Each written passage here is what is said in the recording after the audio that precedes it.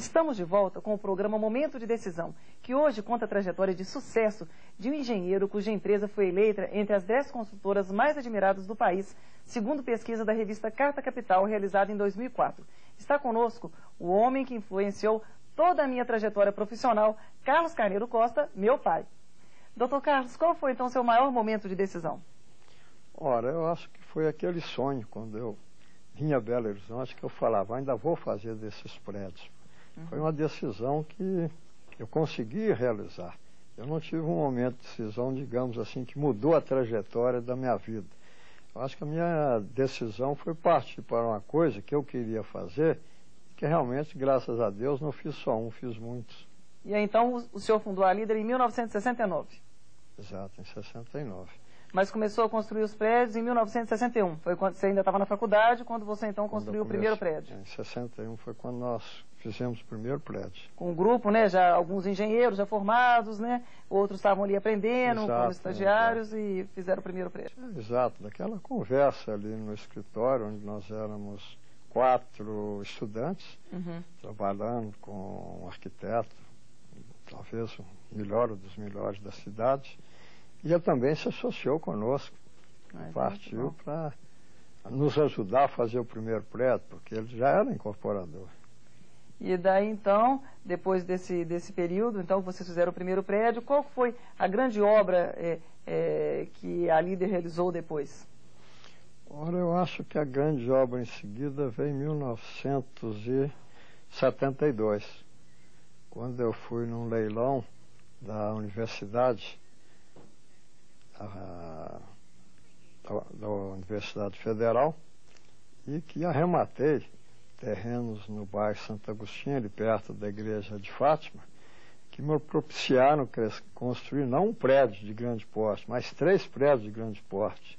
Aquilo realmente foi uma decisão que eu tomei, que eu teria que ganhar aquela licitação de qualquer forma, que a licitação era de lance livre. Era um lance sobrepujando o outro. E realmente, quando ninguém mais deu o lance que bateu o martelo, eu nem acreditei. Eu vou ter a oportunidade de fazer agora 3 prédios de grande porte, onde eu sempre sonhei um dia fazer um. E você tinha dinheiro para isso na época? Ora, na época eu tinha para dar entrada. Então foi mais ousadia, né? É mais ousadia. A entrada era razoável, talvez uns 30%, não me lembro bem o montante. E o resto a longo prazo. Então teria que ir construindo, vendendo, o mercado aceitando, confiando em mim, comprando, para ir tocando as obras e ao mesmo tempo ter dinheiro para ir pagando também a universidade, procurar financiamentos, o que fosse, que eu tinha que terminar. É um risco muito grande, né? Realmente é um projeto ousado, mas que está aí hoje, né, embelezando a nossa cidade. Graças a Deus. Bom, e o que é mais difícil nessa trajetória sua toda de sucesso, né, empresarial, dessas decisões difíceis, levar a empresa para frente ou formar uma boa família? O que é mais difícil nos tempos de hoje? Ora, eu acho que as duas coisas são muito importantes. Nessa época, por exemplo, eu me lembro quando eu começava a fazer os prédios assim de maior porte, e que também a minha mulher, né, a Sheila, já queria me dar uma orientação, assim, no sentido de fazer alguma coisa, que ela é decoradora, com mais gosto, com mais capricho, lançar coisas diferentes, que foi sempre uma característica nossa. Naquela época ninguém fazia prédio, por exemplo, com armários embutidos, com jardins, com portarias decoradas, com material especificado só para aquele prédio, por exemplo, azulejos especiais que a gente mandava fazer só para serem usados aquelas matrizes só naqueles apartamentos daquele prédio. Então era uma série de diferenciais. E ela, como sua mulher, sua companheira, te ajudou nisso? A Sheila me perguntou, por que não colocar nos seus prédios da portaria uma obra de artistas mineiros? E ela prestigiava muito, e que eu aceitei aquela sugestão, aquela ideia, e que graças a Deus o mercado também foi aderindo e foi prestigiando também esses artistas, principalmente os mineiros, que realmente a gente tem hoje um grande centro de cultura em Minas Gerais, que o mercado imobiliário ajuda muito a propagar isso. Cada pessoa que vai visitar um prédio que vê um quadro, Ele sai comentando, vi um belo trabalho, uma bela escultura naquele prédio, e com isso o artista vende mais. Valoriza, né, a obra de engenharia. Valoriza a obra de arte. Isso é importante. E qual que é a função da construção civil num país como o nosso, que precisa tanto de empregos? Olha, eu sempre falo uma coisa interessante. O milagre brasileiro, ele coincidiu com o boom da construção civil. É bem verdade que os financiamentos eram bastante subsidiados para o comprador. Mas eu acho que é interessante isso aí. Quem tinha o maior lucro com isso era o país, que dava um maior número de empregos. E eu sempre sonho em voltar a acontecer novamente no Brasil aqueles financiamentos que ocorriam principalmente através da Caixa Econômica Federal, onde a classe média realmente comprava um apartamento com certo benefício. Ora, quem ganhava mais com isso era o país, não era só a pessoa. E o BNH naquela época, então, prestou grandes trabalhos em grandes conjuntos habitacionais que a gente vê até hoje aí, e que infelizmente tudo isso foi desincentivado. E eu acho que isso ainda deveria voltar. O grande lucro disso é a grande mão de obra, principalmente com menos cultura, bem de verdade, é uma mão de obra, grande parte analfabeta, que quem emprega isso em larga escala, só a construção civil.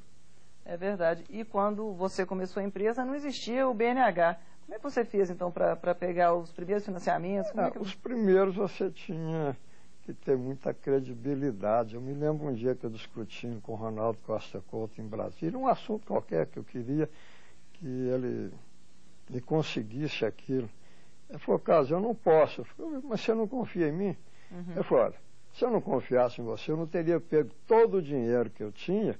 Eu fui seu primeiro cliente de apartamento da construtora Lida e paguei tudo adiantado. Quer dizer, isso aí me ajudava bastante. Desde aquela época, o pessoal confiava.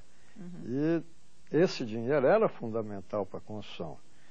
Porque se você for fazer um prédio contando só com os próprios recursos, para em seguida você repassar aquilo para o cliente em 10, 15 anos, é uma coisa impossível. Então você procurou um ministro para ver se ele te daria um apoio. E ele realmente, não, esse setor não é meu, eu não posso. Você não confia em mim? Se eu não confiasse, eu não teria botar todas as economias na sua mão. É verdade. Realmente esse incentivo, né, para a construção civil ele é muito importante porque o nosso país precisa realmente de empregos. O problema social é muito grande, não é verdade? Quem realmente que atende isso em primeiro lugar, a nação toda sabe, que é a construção civil. Bom, vamos ver então os detalhes da decisão mais importante que o presidente do Grupo Líder já tomou nesses 43 anos de engenharia. O mais importante momento de decisão da trajetória profissional do empresário Carlos Carneiro Costa ocorreu quando ele era estudante de engenharia no início da década de 60. Determinado a se tornar um empreendedor, decidiu construir prédios. Por não ter o diploma de engenheiro, montou uma equipe de técnicos e coordenou a criação de um projeto audacioso, construir 3 prédios residenciais. Com as economias na mão e o empréstimo bancário garantido, Carlos Carneiro Costa comprou um grande terreno em leilão. A obra surpreendeu o mercado pelo acabamento sofisticado.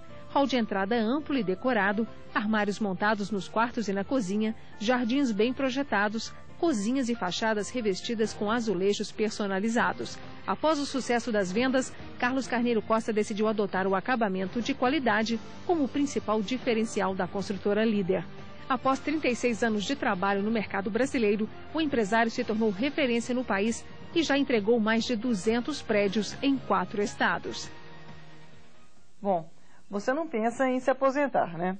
Então qual que é seu próximo sonho? Até que seria uma boa ideia aposentar e botar meus filhos para trabalhar mais. Mas é realmente continuar a minha vida lançando prédios e ao mesmo tempo botando agora já meus filhos para ocuparem posição de vanguarda nos meus negócios. Você pensa em algum projeto especial, tem algum sonho para São Paulo, para Belo Horizonte, que você gostaria de adiantar para os nossos telespectadores? Olha, eu acho que nós começamos agora a lançar prédios com pequenos condomínios de prédios em Belo Horizonte, e foi realmente bem aceito. Aqui em São Paulo hoje a única coisa que o paulista quer são grandes condomínios de prédio para ter maior segurança. Meu próximo sonho é realmente lançar um desses também, desses grandes condomínios de prédios, em Belo Horizonte. Bom, e você como um grande empreendedor, um grande empresário, realmente um exemplo, qual o conselho que você gostaria de deixar para o jovem hoje que está estudando engenharia? Olha, sempre quando eu sou convidado para fazer alguma palestra nas escolas de engenharia, já fiz em todas, eu sempre recomendei qualidade. Quando eu falo qualidade, é qualidade não só na arte, na construção, mas qualidade nos negócios também, fazer com bastante seriedade, cumprir certinho os contratos. Eu acho que isso que hoje quase que está sendo uma obrigação, isso tem que ser uma vocação. Eu acho que o jovem tem que gostar de fazer as coisas com correção. E seria bom que a moda pegasse no país, em todos os lugares, em todos os sentidos, em todos os ramos de negócio. Bom, então você acha que essa seriedade ela é importante em todos os segmentos? Acho isso fundamental. Acho que isso já vem daquela coisa do fio de bigode, na época, do fio de barba, que significava, toma isso aqui que é a prova da minha palavra, a prova da minha dignidade. E isso é o que tem que prevalecer. E para o empresário que quer construir um negócio, que quer arriscar, que quer pegar um financiamento, que acredita no Brasil, qual conselho você deixa? Ora, se é no ramo da construção civil, eu sempre acho que a pessoa deve começar e deve tentar. Agora, sempre deve começar a tentar de acordo com as posses. É claro que você não pode arriscar muito, você não pode começar já com um grande capital, começa com uma casinha simples, né? Não pode também dar um passo maior do que as pernas, na verdade. Não pode pôr o chapéu onde que a mão não vai alcançar na hora que quiser sair, né? Bom, eu queria agradecer a sua participação, essa entrevista foi muito especial, muito importante para mim. Muito obrigado, eu também gostei de nós termos mais uma conversa. Muito obrigado. O Momento de Decisão termina aqui. Eu confesso para vocês que a história de hoje guiou a minha trajetória profissional. Acompanhar esse estilo empreendedor do meu pai, o engenheiro Carlos Carneiro Costa, me deu a motivação certa para também querer empreender projetos próprios. Eu espero que você também se inspire nessa trajetória de trabalho e determinação e comece o quanto antes a construir os seus próprios sonhos. Boa sorte! E para conhecer as entrevistas que já fizemos aqui no programa, acesse o nosso site momentodedecisão.com.br. Muito obrigada pela audiência e até o próximo Momento de Decisão.